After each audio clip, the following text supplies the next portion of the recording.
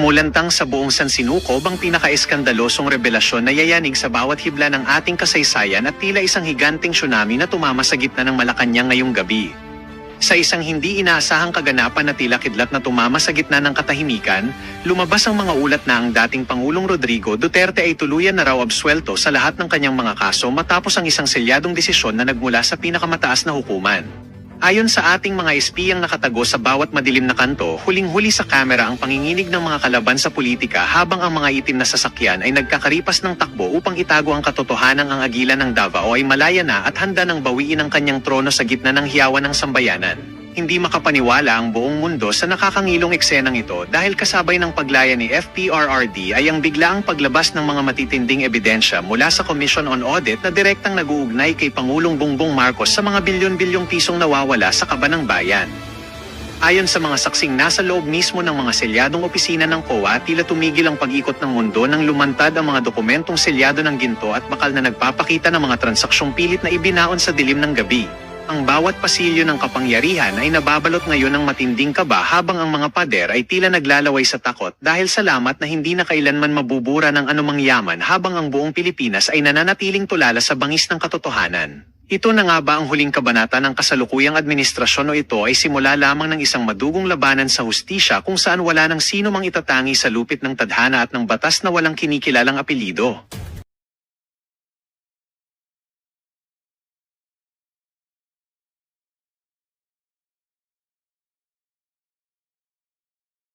La MNR kaya tinanggal nila. Talaga ba? Hindi ko pa napanood. Ni MNR, nung isang araw lang magkasama kami ni MNR. So, dapat talaga, well, alam ko naman si Inday maingat. Pero syempre, hindi naman kaya ni Vice President Sara yan palangga. Na hindi naman yun ang trabaho ni Inday.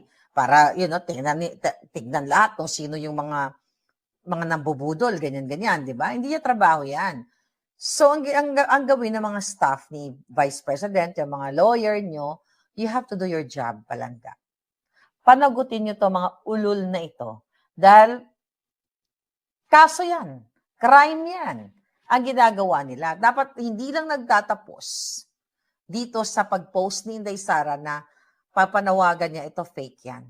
Kasi dapat ngayon pa lang, ilubog na natin sa kumunoy itong mga alpot na ito. 'Di ba? Na wala nang ginawa kundi mag-solicit na mag-solicit. Nagulat kayo, no? Na alam ko na tumatambay pala kayo doon, ha? Para manghingi kayo ng pera, ha? Ang kakapal din talaga ng mukha ninyo na lahat na lang ng politikong mayaman ay kulang na lang ibika ang bilat ni Alpot. Kaso, dugyot. Diyos ko, akala niyo siguro uubra yung bilat niya doon. Kaya siya ay bumabakod-bakod. Di ka ba nakontento? Sa mga boto na nasumulod dira sa imo nga sa imo nga bilat na makahang pa sa bilat ni Ann Curtis. Di ba? Nakakaloka, di ba? I wish, makakapagsigaw-sigaw ako. Kaso lang, hindi ako makasigaw-sigaw ngayon. Malakas na yung boses ko. Yan ang katotohanan. So, tignan nyo, yung mga nakita niyo ba yung pangyayari ngayon sa social media? Yung mga taong gumawa ng fake news against me, alam niyo na kung sino yung mga yun. Tignan mo, nagtitrending sila ngayon sa mga kalaswaan. Hindi ko na sila kailangang i-mention. Kasi may mga bumibira sa kanila, factual pa. At huwag natin nila i-mention kasi gusto-gusto nilang i-mention sila para mga cloud chaser yung mga yan. Di ba? So, mga palangga, okay, tignan natin to, ha. Alam nyo, yung ubo ko hindi pa gumagaling kasi nilalamon ko lahat ng mga pasalubong sa mga binigay sa akin. Okay. So, wait. Okay, now let's go to bago yung ating mga headline. Sabi ni SDS New York, Madam, may nag-PM sa amin na ang flowers per this 81st birthday ay business. Ng mga alpot. Ayun na nga eh. If you want to buy flowers for PRRD, do it. Do it, mga palangga. Hindi mo pwede, hindi ka, nanulisit na naman ba? Oh my God. Nakita nyo? Nakita nyo, nahubaran na silang lahat. Nakita niyo ba lahat ng sinabi ni Maharlika? Nung una, nagdalawang isip kayo, nag-unfollow yung iba, then bumalik naman kayo. Thank you, at nakabalik kayo ng bonggang-bongga. Lahat totoo. Magsimula sa expose at yung mga eksena sa Hague. Di ba? Kita niyo yan.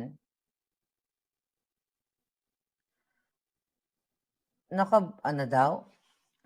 No more na, mga kadiri yan, mga cloud chaser na yan, sabi ni J3. Kim Kin Yu, na-miss ko yung live mo, Palangga. Thank you, Palangga. So ngayon, yan. So, yan ang weather sa Hague, sa ibang lugar. Mag-ingat kayo. Okay? Ano sabi? May naigit daw. Ang cheap, no? Huwag natin patulan yun. Mayroon ng bumuboljak doon. Di ba? Ang boljakin natin yung mga bangag. Kasi alam niyo naman, doon ako nakafocus. Itong bangag na ito, na gobyernong ito, dapat talaga ay matapos na yan. At marami nagko-comment. Sabi ni J3, they're asking 1 euro daw. 1 euro? Eh kung ilang million kayo, di $1 million, ay 1 million euro richer na sila, di ba? Sabi ni Dens, hindi daw siya nagdalawang isip sa akin. Yes, thank you naman palaga. Grabe ang taking advantage of the situation ng akala mo is solid Duterte pero puro sila pagkakitaan. Totoo yun. Walang problema if you want to sell something using your own brand. Like ako, di ba? Although di pa tayo nagsastart sa ating pagbibenta, but hopefully malapit na. Naging busy ako sa mga eksena ko. Ngayon, it's okay. Free market tayo eh. Pwede mo ibenta eh. Iba nga, binibenta nila yung bilat nila. So, pwede ka magbenta ng kahit anything na items mo. Diba? Cosmetics, cups, mugs. It's okay. Kasi ako nagbenta ako ng mugs. May mga limited edition ako ng mga mugs. Wala akong time talaga magbenta ngayon. I still have stocks for that. Mga limited edition ko noong 2017. Pero hindi ako ginamit ng pangalan ng Duterte o Sara Duterte. Ang ginamit ko, pangalan ko. Personal name ko, brand ko, kumbaga. Hindi mo pwedeng sabihin mo, ito, flowers for PRRD, that means you're making money, di ba? Tapos diretso sa kanila, nasaan yung accounting? Hindi mo ginagamit. So, magaling sila dito at nabuking ko na sila. Na mga politiko talagang binabakura nila, tapos ginagamit si PRRD. Kapal na mukha nyo, mga putang ina nyo, mga alpot kayo. Wala kayong pinagkaiba kay Trillanes. Okay? Kayo ay mga jutang ginina na bukas sa lahat ng gustong magbayad sa inyo. Kaso lang hindi kayo umubra. Nagkakaletse-letse na nga ang buhay ng mga OFW. Ginagago nyo pa sila. Yun. Yes, Flordeliza. Okay, now, ang daming issue, pero tapusin natin to si Senator Marcoleta at itong si Lacson. Maiksi lang to. Kasi napanood ko kagabi dahil nag-vlog ako, kaya lang hindi kinain ng alindog ko. So nakikita mo tong si Lacson na talagang boljak na boljak kay Senator Marcoleta. Ang kino-question kasi ni Senator Marcoleta, in summary, sa privilege speech niya 2 days ago, na bakit itong si Ulol na Lacson na ito, na hindi niya pinapatawag yung mga pangalan, malalaking pangalan, na na-mention ng mga whistleblowers. Like si Tambalos Do, si Martin Romualdez, si Lisa Tanas, si Bangag, si Sandro, Dadadak, at sino pa. At bakit hindi niya ipatawag, mag-open siya ng investigation dito sa pasabog o sa expose ng 18 Marines. Okay? So, mahaba yung bakbakan nila. Ano ang sagot ni Lacson doon? Okay? So, nag-privilege speech siya. Ano ang tinira niya? Tama, si Kong Marcoleta, ad hominem, personal. So, inungkat ni Lacson yung issue doon sa insurance. 'Di ba? Na nakapangalan yung asawa ni Kong Marcoleta. Settled na yun. Wala na yun eh. 'Di ba? Then, yung mga issue, very personal. Sabi nga ni Eloisa, kung Eloisa Palangga, si Myro, kung si Senator Marcoleta ay isang, kung katulad ni Senator Marcoleta si Lacson, na si Lacson ay bugo, at kitang-kita mo naman talaga bata ng mga bangag, gagamit din siya ng ad hominem. Sabi nga ni Palangga kanina, pwede niyang sabihin, ikaw, pulis koratong baleling ka Nagtago ka nga, di ba? Ng panahon ni Jimmy, nagtago ka. Tumakas ka kasi, yun ay mga ganong personal. Ang gusto lang naman sabihin, ang tama yung sinasabi ni Senator Marcoleta, we talk about yung subject matter na pananagutin itong mga sangkot sa flood control. At ito yung mga pangalan, at ito na yung 18 Marines, bakit hindi pinapatawag ni Lacson? 'Di ba? Bakit hindi niya pinapatawag yung mga pangalan na yun at parang hindi parang nag-lawyer pa siya doon sa mga witness na nakamaskara. Na remember that?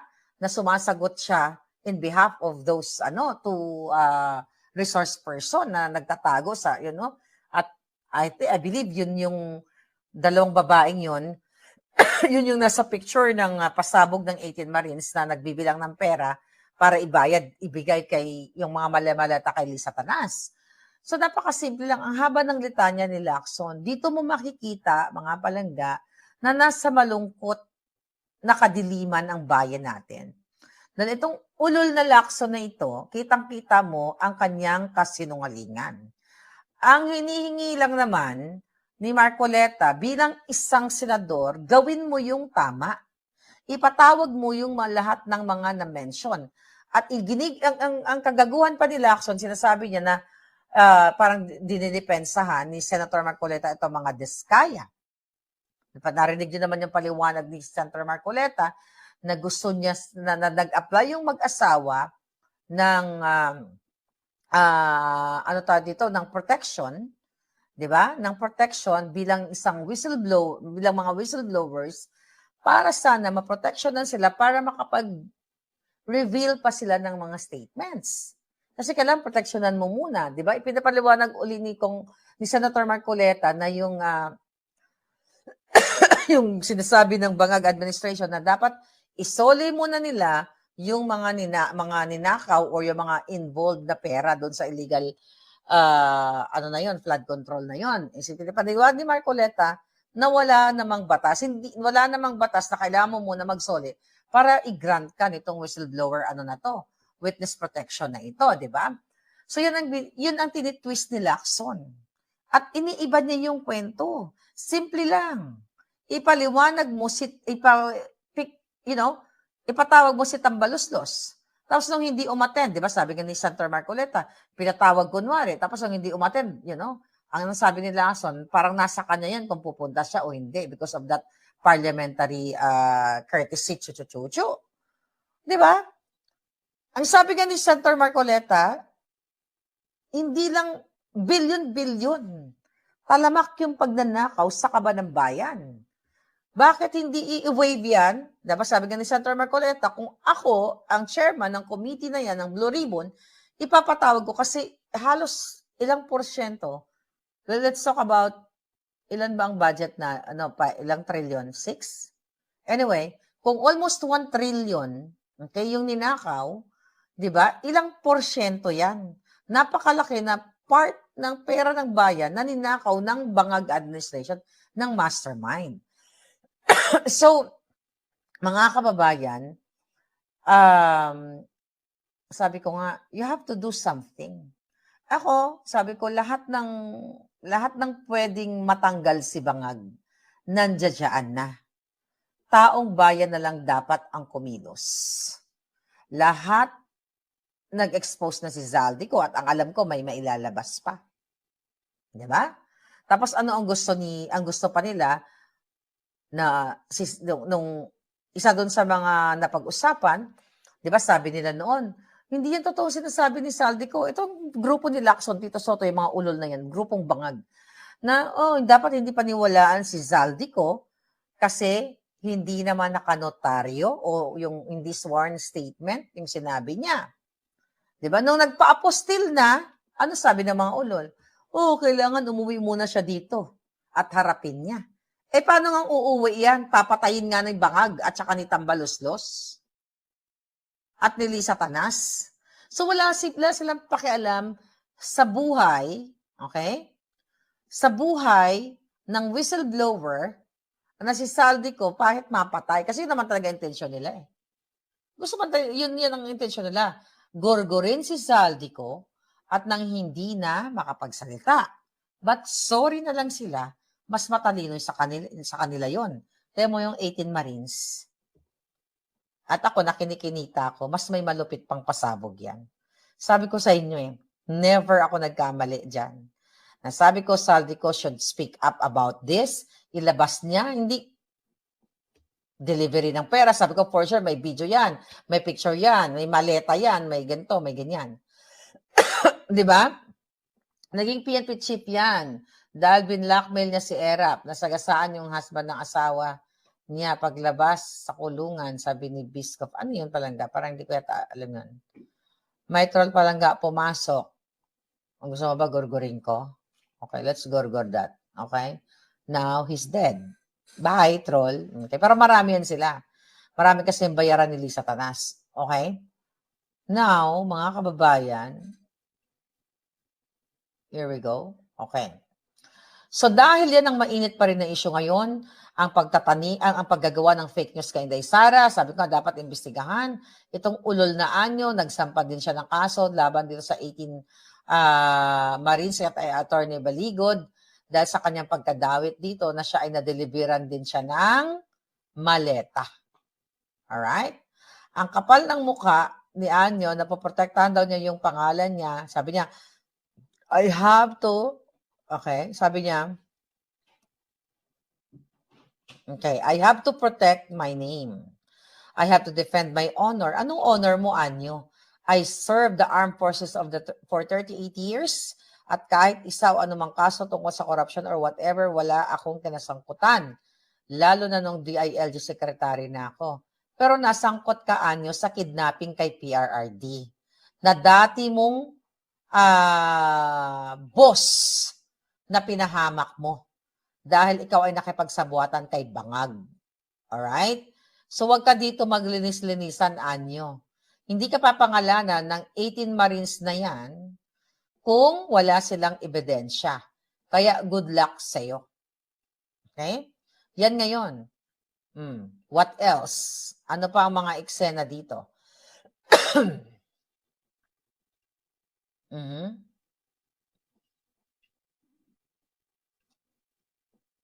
Ayun, nasabi ko na ito yung tungkol kay Inday Sara. Okay? Marcoleta, Marcoleta, kaya mo talagang, kinastigo? Si Marcoleta ang kumastigo kay Laksong Ulul. Okay? Ano yung sabi dito? Talagang bias tong mga media na ito. Hindi natin sabihin, yung mga sinasabi ni Lacson, puro kadyotahan.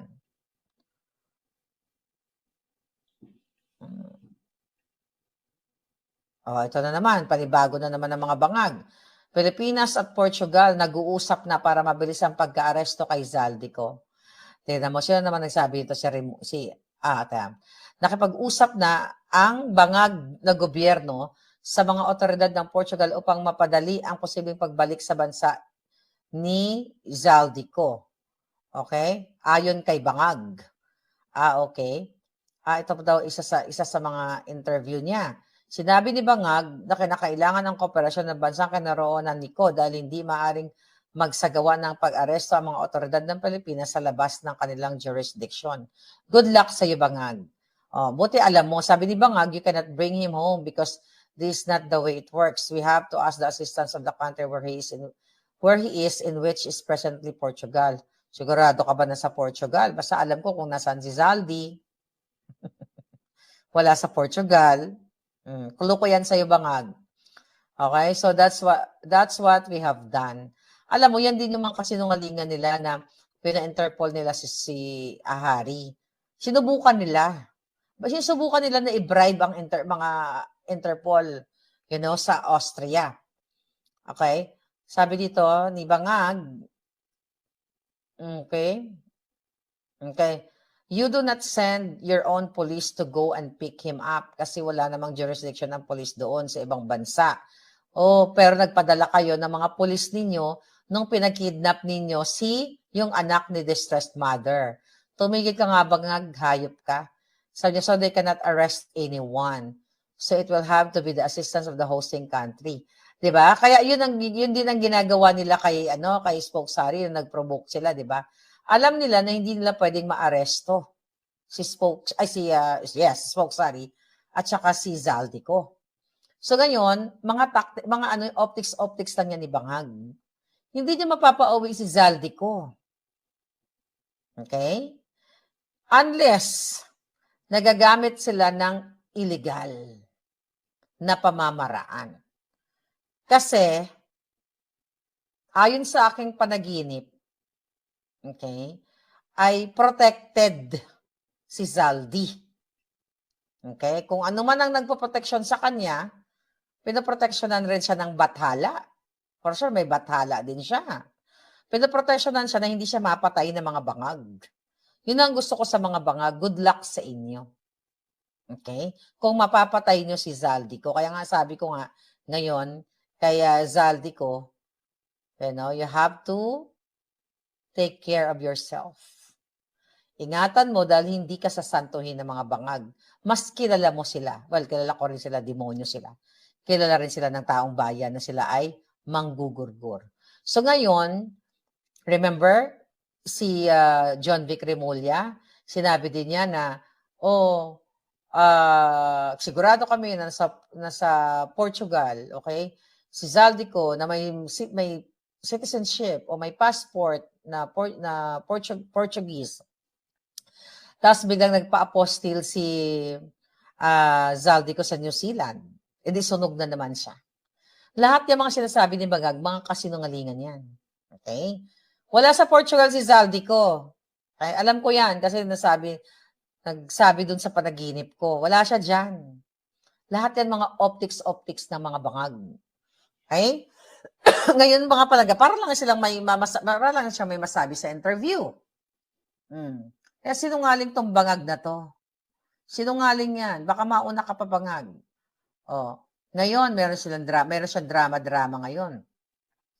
Na nagalit daw si Bangag doon sa mga nag-abuso sa mga OFW doon sa Bahrain. Remember that? Yung nag-viral na nanghihingi ng help ang mga OFW sa Bahrain. Tapos ang sinabi nung kanilang yung staff nila doon sa Bahrain sa embassy ay wala na daw silang maitutulong kasi walang budget. Mga kababayan, sinasabi ng Bangag Administration, itong ni Clarissa Taratara, okay, na nung nakita daw ni Bangag yung viral video na yon na nagpapakita, Alermo ang pangalan, na hindi daw maganda ang pagtrato sa OFW, agad niyang inutusan si Kakdak, si DMW Kakdak para mag-imbestiga at umaksyon sa naturang insidente. So mga kababayan, i-cover up nila to kasi maaari, okay, medyo hindi lang maganda yung approach nung staff doon sa embassy sa Bahrain, pero maaari, mga palangga, na wala talagang pera. Pwedeng walang pera doon na maitutulong sa ating mga OFW kasi nilunok na nila lahat. Ninakaw na nila ang pera ng bayan. Sa maaring totoo, yung sinabi, kailang bastos lang din yung taong yun. Well, pare-pareho sila. What do you expect? Bastos yung